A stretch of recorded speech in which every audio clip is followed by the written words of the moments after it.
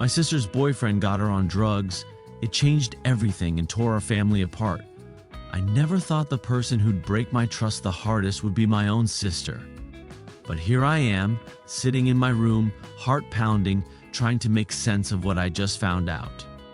This feels like the beginning of the end for my family, for everything I thought I knew about us. My name's Emily Parker. I'm 23 years old, living at home while finishing my last year of college. I've always been close to my family, mom, dad, and my younger sister Rachel, who's 19. Growing up, Rachel and I were inseparable. She was my best friend, my partner in crime, the person I'd share all my secrets with. We had this bond that I thought nothing could break. But lately, something changed. Something I didn't see coming until it slammed into my life like a freight train. It all started about 4 months ago. Rachel came home one day, eyes sparkling with excitement, practically bouncing as she told us she'd started seeing someone new, a guy named Justin. From the moment he walked in, I didn't like him. There was something about the way he looked at Rachel, like she was his possession or a prize, not a person. His smirk whenever he talked to mom and dad felt like he was sizing them up, like they were just obstacles in some game he wanted to win. I tried to brush off the feeling, telling myself maybe I was just being overprotective or paranoid. At first, Rachel seemed happy, happier than I'd seen her in a long time. She smiled more, went out with friends, changed her style, more grown up, more reckless. But then the little things started to add up. Mom's favorite bracelet vanished from her jewelry box. Dad noticed cash missing from his wallet, small amounts at first, then more. And worst of all, money that was supposed to be saved for my tuition, thousands of dollars, disappeared without explanation. I didn't want to believe Rachel was behind it. My baby sister stealing from her own family? It didn't make sense. I thought maybe it was someone else, some mistake. But one night when everyone else was asleep, I was cleaning her room for her. A favor, since she'd been out late and couldn't keep it tidy, and I found something I wasn't supposed to see. Underneath her mattress, hidden beneath a folded blanket, was a worn envelope stuffed with crumpled receipts from drugstores and smoke shops. Pills, syringes, and things I didn't even recognize. My heart sank. I felt sick to my stomach, but I had to know the truth. I confronted her the next day. I remember the way she looked at me, hollow eyes, her face pale like she'd seen a ghost. She didn't deny anything. Instead, she whispered, "Justin needs it, I'm sorry." Like she was apologizing not for herself, but for something else, something she was helpless to stop.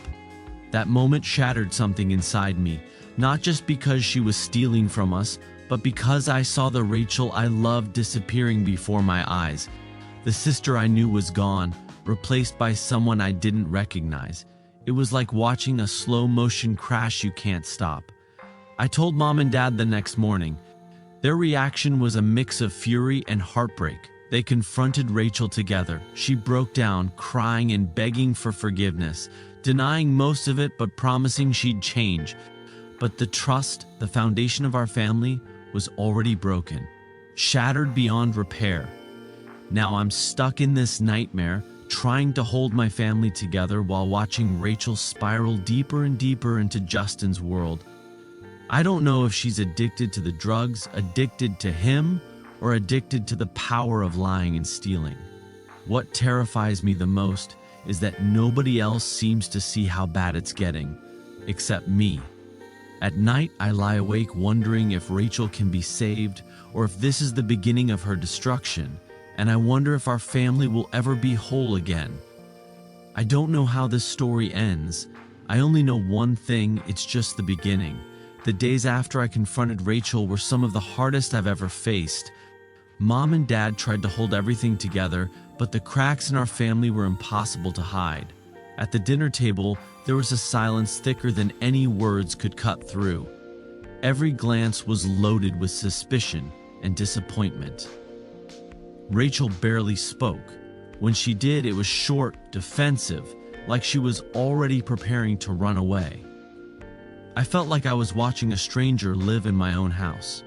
Mom and Dad were still trying to believe Rachel could turn back, that this was just a phase, a bad choice she'd come out of. But I wasn't so sure anymore. One night, Dad pulled me aside. I don't know how to handle this, he said quietly, his voice cracked. We've never had anything like this before, and the money she took, it's not just about the cash, it's about trust. If we can't trust our own daughter, what do we have left? I nodded, but inside I was furious and scared. Furious at Rachel for betraying us, scared that Justin was poisoning her, using her for whatever twisted reasons he had. And the worst part, Mom started blaming herself. She kept saying, maybe we didn't pay enough attention. Maybe if we'd been better parents. I wanted to scream. This wasn't Mom's fault. It wasn't Dad's. It was Rachel's choices and Justin's influence. One afternoon, I caught Rachel sneaking out of the house after Mom told her to stay home. I followed her quietly, heart pounding. She met Justin at the park. They whispered, laughed, then disappeared into the shadows near the old basketball courts. I stood frozen. I wanted to yell at her, drag her back home, make her see what she was doing to herself. But I couldn't. She looked so lost, like she didn't even know who she was anymore. That night, I sat down with Mom and told her everything. I think Justin's controlling her, I said, and she's in real trouble. Mom nodded, tears in her eyes. I'm scared we're losing her. Dad agreed, though he was more quiet about it. He kept his anger bottled up, probably trying to stay strong for us. We decided we had to get Rachel help, but how? She refused to listen. Every attempt at an intervention ended with Rachel shutting down or storming away. And Justin? He showed up uninvited at the house more than once, smiling that fake smile, trying to charm Mom and Dad while sneaking glances at me like I was the enemy. The tension was unbearable.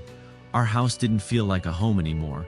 It was a war zone filled with secrets, lies, and broken promises. One night, I caught Rachel in the kitchen, counting a thick stack of cash. My heart sank. Where did you get that? I asked, voice barely a whisper. She looked at me like I was crazy. None of your business. But I knew it was money she'd stolen again. Maybe from Mom's purse, maybe from Dad's wallet, maybe from me. I didn't want to admit it, but the evidence was piling up. I started locking up my stuff, hiding my wallet, even my phone. I didn't want to lose everything too. Rachel's world was spinning out of control, and it felt like no one could stop it. Mom and Dad were worn down, exhausted by the constant drama. I was the only one left fighting, trying to save what little was left of our family. I don't know how far Rachel will fall, but I'm scared she won't come back. The more Rachel fell under Justin's shadow, the darker everything got at home. Mom and Dad's patience was wearing thin, and I felt like I was caught in the middle of a war zone that was tearing my family apart. Every day was a battle, every glance a reminder that something was wrong. One afternoon, after a particularly heated argument between Mom and Rachel, I found myself alone in the living room, scrolling through my phone to try and distract myself from the tension in the house. The fight had been loud, Rachel yelling that we didn't understand her, Mom begging her to come back to us, to stop running from the family. Then, out of nowhere, a message popped up on my phone from an unknown number. You don't know the whole story. Be careful what you say about Rachel. My hands froze. Who was this? Justin? Someone else? The message made my stomach twist into knots. I tried to reply but got blocked immediately. My mind raced. Was Justin threatening me, trying to keep me quiet? Or was it someone else trying to stir the pot? That night, I decided to confront Rachel directly. I waited until after dinner, when she was in her room. I knocked softly on her door. Rachel, we need to talk. There was a long pause, then her voice cold and tired. What now, Emily? I took a deep breath. Who's been texting me? The warning? She shrugged like it was nothing, but I saw the flicker of fear in her eyes before she masked it with anger. Mind your own business, but I couldn't. This was all too big, too dangerous. The house was suffocating. Mom was drinking more wine at night, trying to numb herself from the chaos. Dad had become quiet and withdrawn, probably working overtime to avoid the tension at home. And Rachel? She was disappearing fast, not just physically, by skipping school and coming home late or sometimes not at all, but mentally, emotionally. We tried everything. Family counseling, tough talks, pleading with her to get help, but Justin's hold on her only seemed to grow stronger. He called her non-stop, and when she answered, her voice was empty and distant, like a shadow of the sister I knew. Then came the day that broke me. I got home from class and found Rachel's bedroom door locked. She never locked her door before. My heart jumped in panic. I knocked softly. "Rachel, can I come in?" No answer. I slipped the door open just a crack and peered inside. What I saw made my blood run cold. Rachel was sitting on the floor, surrounded by empty pill bottles, small plastic bags with white powder residue, and a lit cigarette burning low beside her. Her eyes were glazed over, face pale and sweaty. The room smelled like smoke and something chemical. Next to her, her phone lit up with a message notification. "We need the money now." I stood frozen, the weight of helplessness crushing me. This wasn't my sister anymore. This was someone trapped in a nightmare she couldn't wake up from, lost in a world I didn't understand and terrified to face. I wanted to scream, to shake her awake, to drag her away from this hell. But instead, I quietly closed the door and ran down the hall to find Mom and Dad. That night, the three of us sat down in the living room, holding hands, trying to figure out how to save her. We talked for hours, crying and arguing and pleading. Mom's voice cracked. "I'm so sorry, Rachel. We should have seen this sooner. We should have done more." Dad clenched his fists, rage and helplessness battling inside him. "We can't just sit back and watch her destroy herself. We need a plan." I promised myself I'd do whatever it took to save my sister, even if it meant tearing our family apart. But deep down, I knew it wasn't just Rachel we had to save. It was all of us. Because Justin wasn't going to let go without a fight. After that night, nothing felt the same anymore. The house was heavy with silence and suspicion. Rachel barely looked at any of us. She moved like a ghost, drifting through rooms without speaking, her eyes distant and hollow. Justin's presence seemed to hang over everything, like a dark cloud we couldn't escape. Mom tried to keep things together. She stopped drinking as much, but the worry showed in every wrinkle on her face. Dad was more distant than ever, buried in his work, trying to fix everything with money and distraction. I was the only one who stayed close to Rachel, even if she pushed me away. One evening, I found Rachel sitting alone in the backyard, staring up at the stars. The moonlight made her pale face look fragile, like she could shatter at any moment. "Rachel," I said softly, sitting next to her on the cold bench. "We're all worried about you." She didn't say anything at first. Then, after a long pause, she whispered, "You don't understand." "I want to," I said, reaching out to hold her hand, "but you have to let me in." She pulled her hand away and looked at me with tears in her eyes. "You don't know what it's like to feel like you're drowning. Like everything is falling apart, and the only thing that makes it stop is him, Justin." The name hung between us like poison. I knew then that Justin wasn't just a bad influence. He was her lifeline, her escape from whatever pain she was hiding. That night, I stayed up for hours thinking about what Rachel said. I realized we were fighting a war we barely understood. Justin wasn't just controlling her, he was feeding her something darker. Drugs, manipulation, fear. The next morning, I told Mom and Dad what Rachel had said. They agreed we needed help, professional help, before things spiraled even further. We found a counselor who specialized in addiction and family therapy. The first session was brutal. Rachel refused to speak. She sat there with her arms crossed, eyes fixed on the floor. Mom cried quietly. Dad looked like he wanted to yell but held it back. After weeks of therapy, Rachel started to open up, just a little. She talked about the pressure she felt from school, from us, from herself, how Justin promised her everything but only took more and more. But progress was slow. Justin was still in the picture, calling her, texting her, showing up where she was. We begged her to cut ties, but she said she couldn't. She was trapped in a cycle she didn't know how to break. One day, Rachel disappeared. No phone calls, no texts. We searched the neighborhood, called her friends, begged Justin for information, but he denied everything. That night, my phone buzzed with a message from Rachel's number. "I'm sorry, I need to find myself first." It was the most hopeful and heartbreaking thing I'd ever read. We didn't know where she was or when she'd come back. But for the first time in months, there was a glimmer of hope. I realized then that this was only the beginning of a long road, one we would have to walk together, no matter how hard it got. Rachel's disappearance hit us like a thunderclap. The house, already brittle with tension, felt like it might collapse. Mom cried herself to sleep every night. Dad paced the floors, jaw clenched, running silent phone calls and contacts, trying to find any trace of her. And I was caught in a storm of helplessness and anger. The days dragged on with no word from Rachel. Her room stayed untouched, the locked door now a symbol of her absence. Every phone call ended with a dead end.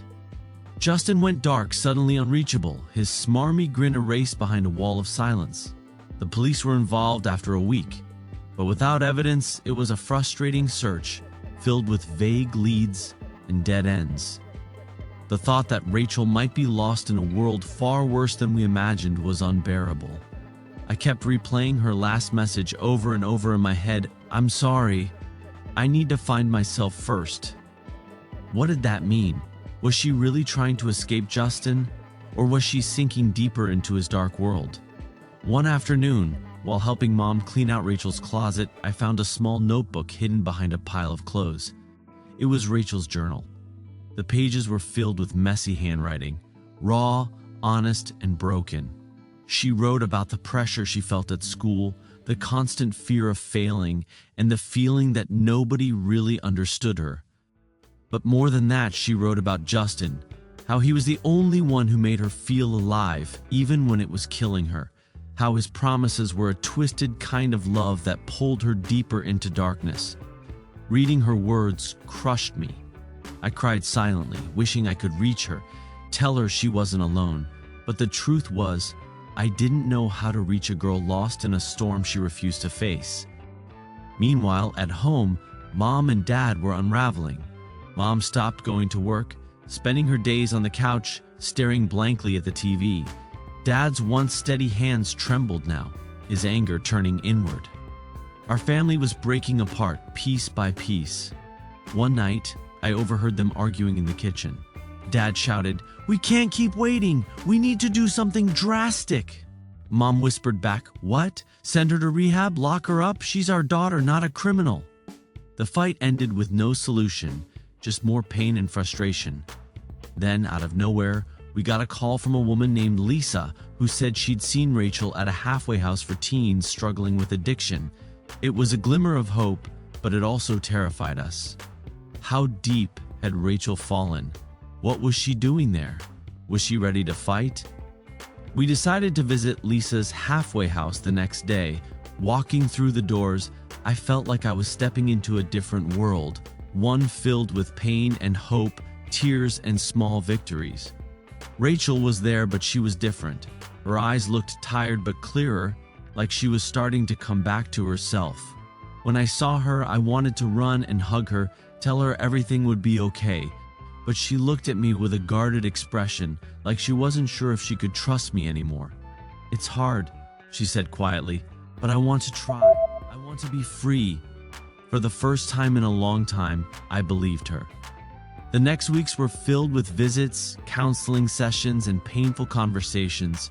Rachel fought every step of the way, but slowly, she started to heal. Mom and Dad tried to mend the broken pieces of our family too, though the scars would never fully fade. Justin was nowhere to be found. We didn't know if he'd moved on or if he was waiting in the shadows, but Rachel was learning to stand without him. One night, after a group session, Rachel and I sat outside under the stars. She looked at me and whispered, "Thank you for not giving up on me." I smiled, tears in my eyes. "I'll never give up on you. You're my sister." The road ahead was long and uncertain, but for the first time it felt like maybe, just maybe, we could find our way back from the darkness. Rachel's return from the halfway house, wasn't the happy ending we'd all dreamed of. In fact, it was only the start of a much harder battle, the one raging inside her. Recovery wasn't a clean break or a sudden transformation. It was a constant, grueling fight against the shadows that had clawed their way deep inside her soul. The first few weeks back home were a mixture of hope and heartbreak. Rachel was quieter, more withdrawn.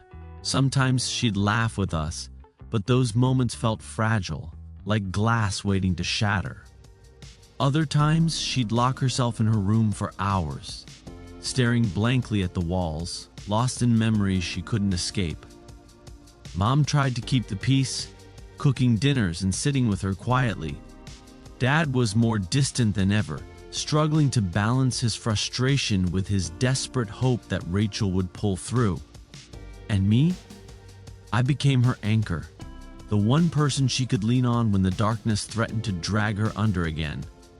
One night, I found her sitting on the floor of her room, tears streaming down her face. "Why can't I just be normal?" she whispered, voice cracking. "Why do I still feel like I'm drowning?"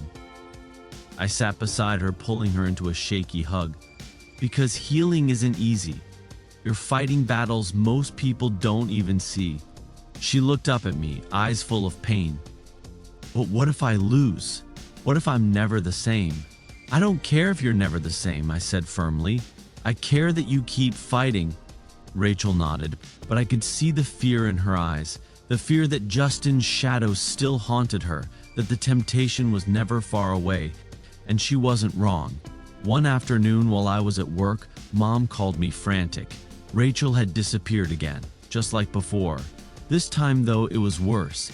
She'd taken some pills and no one knew where she was. Panic ripped through me like a storm.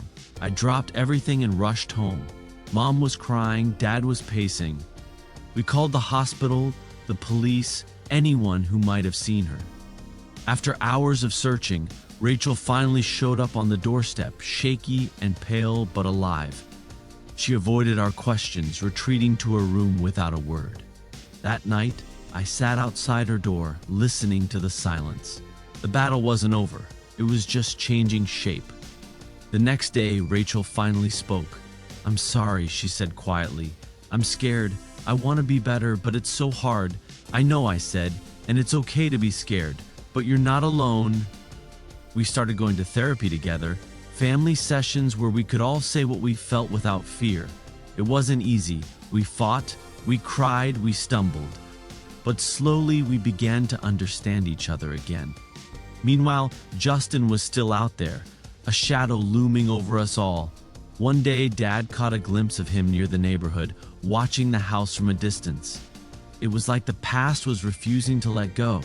Dad wanted to call the cops, but Rachel begged him not to.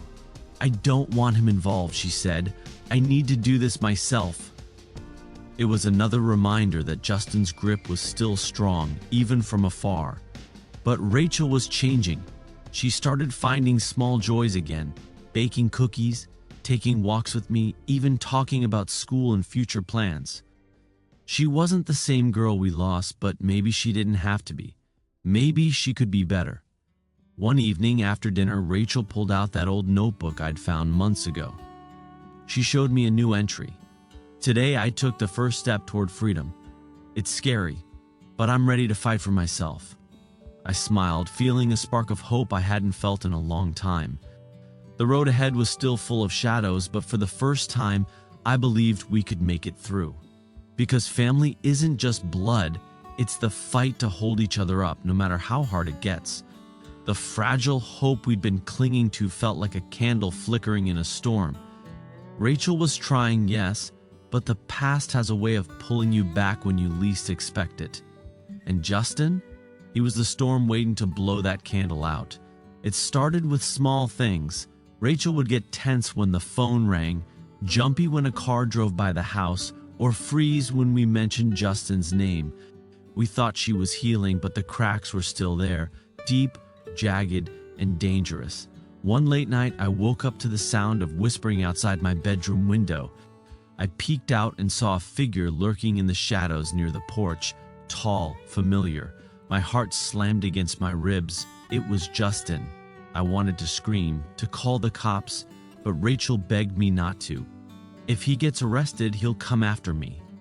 I'm not ready for that fight, she said, voice trembling. Mom and Dad were furious when I told them, but Rachel insisted she could handle it. She said she wanted to prove to herself and to us that she was stronger than her past. Days turned into weeks, and Justin's shadow haunted every corner of our lives. Rachel became quieter, more withdrawn, retreating into herself when the memories became too much. One afternoon, I found her sitting in the dark, staring at her phone, her fingers trembling as she texted someone. I didn't have to ask who. The fear gripped me. Was she reaching back to Justin? Was the addiction calling her like a siren song? One evening, Rachel finally broke. Tears streaming down her face, she admitted she'd been meeting Justin secretly. He's changed, she insisted. He's not the monster you think he is. I wanted to believe her. I really did. But the years of pain told me otherwise. Mom overheard the conversation and lost it. Rachel, how many times do we have to tell you? He's poison. He's the reason we're all suffering. Rachel shouted back, You don't know him. You don't know what he's done for me. The fight tore through the house like a wildfire. That night, Rachel packed a bag and stormed out, leaving a note, I need to find my own way. I can't do this here. We were crushed. Mom collapsed onto the couch, sobbing uncontrollably. Dad's face was grim, his anger simmering beneath the surface. I felt helpless, torn between anger and love. Rachel was slipping through our fingers again, and we had no idea where she was going. Days passed with no word. Then, a call came from a hospital. Rachel had been found unconscious in an alley, suffering from an overdose. The world stopped. We rushed to the hospital, hearts in our throats. Seeing her pale face hooked up to machines was the worst pain I've ever felt. But she was alive, barely, and that was the only thing that mattered. That night, sitting beside her bed, I promised her something. I'm not giving up on you. No matter what. Rachel opened her eyes and whispered, I'm sorry. I'm so sorry. The road to recovery was longer and harder than ever after that. Rachel was admitted to a specialized rehab center where the focus was not just on the drugs, but on the trauma, on the roots of her pain. We visited every weekend, each visit a mix of hope and heartbreak. Rachel fought demons none of us could see, but she fought. Slowly, the light in her eyes started to return. At home, Mom and Dad started rebuilding too. Therapy for themselves, rebuilding trust, learning how to be the family Rachel needed. It wasn't perfect, and some days were harder than others. But the cracks were slowly filling with something stronger than before: love, understanding, and resilience. One afternoon, after a long session, Rachel called me. Her voice was shaky but determined. Em, I'm ready to come home. Tears streamed down my face. We're ready for you. We've missed you every day. When Rachel walked through the door weeks later, it was like a breath of fresh air after a long winter. She wasn't the same girl who'd left. She was stronger, wiser, carrying scars but ready to heal. Justin was gone, finally out of her life, banished by her own strength and the support of everyone who loved her. That night, we sat together in the living room, no words needed, just the quiet comfort of family. I realized then that life would never be perfect. The past would always cast shadows. But the future was ours to write. And this time, we'd write it together. Rachel's return was nothing short of a miracle. After months of battling addiction, the shadow of Justin, and the darkness within herself, she finally came home. But home wasn't the same place it used to be, and neither was she. The first few weeks were a fragile dance of hope and doubt. Rachel was committed to recovery, but every day was a fight. The cravings, the guilt, the memories, they all came back like waves, threatening to pull her under. And yet, she fought. For the first time in a long time, I saw glimpses of the sister I once knew. The girl who dreamed of college, who loved to bake, who made me laugh until I cried. Mom and Dad were different too. Their faces still carried the exhaustion of everything we'd been through, but there was a new softness in their eyes. a silent promise to never let us fall apart again. I felt like we were all walking on a fragile tightrope. One misstep could send us crashing down into the past. And then one night, everything changed.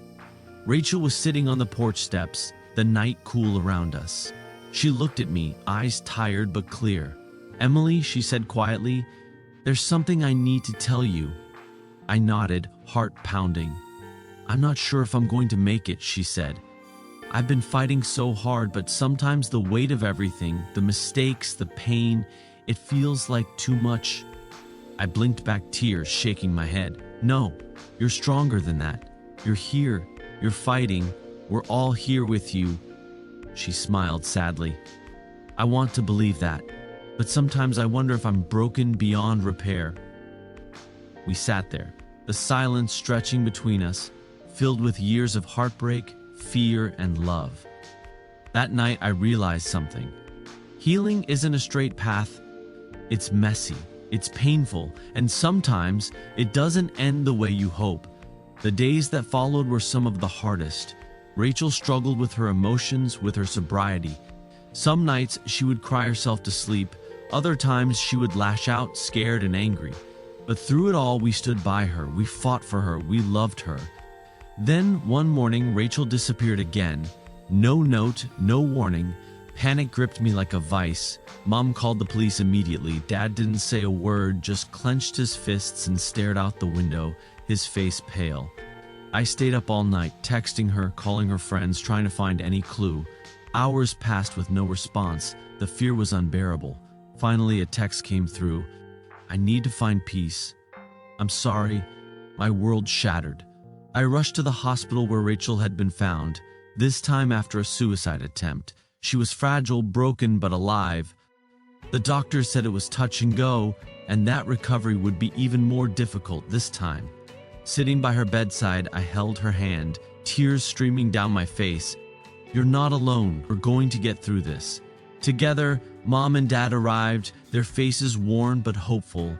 We made a silent promise, no matter what, we would keep fighting for Rachel. Weeks passed. Rachel slowly stabilized, surrounded by therapists, doctors, and family who refused to give up. One afternoon, she opened her eyes and whispered, "Thank you for never giving up on me." I smiled through tears. I'll never stop. That night, our family sat in the living room, not perfect, not healed, but together. We talked openly about the past, about mistakes, about the pain we'd all endured. Rachel shared her darkest moments, and we listened. No judgment, only love. We realized that family isn't about perfection. It's about showing up again and again through the storms. Months turned into a year. Rachel's sobriety was still fragile, but she was alive and fighting. We learned to celebrate small victories, a day without cravings, a smile when things got tough, a new dream forming in her heart. But the scars remained, reminders of battles fought and sometimes lost. One day, Rachel told me she wanted to go back to school to study psychology, to help others like herself. I felt a rush of pride mixed with relief. She was finding herself again. But the story of our family, of Rachel, Justin, and us, was a reminder that not every story has a happy ending. Some stories are about survival, some are about love that refuses to die, some are about the messy, complicated, painful truth of life, and ours was all of those things. As for Justin, he vanished from our lives, leaving behind a trail of broken hearts and shattered dreams. Sometimes I wonder what happened to him, but I don't dwell on it. He was a ghost in our story, a dark chapter we survived. Looking back, I see how fragile we all were and how strong we had to become. Rachel's journey isn't over, and mine isn't either. But we're here. And sometimes that's enough.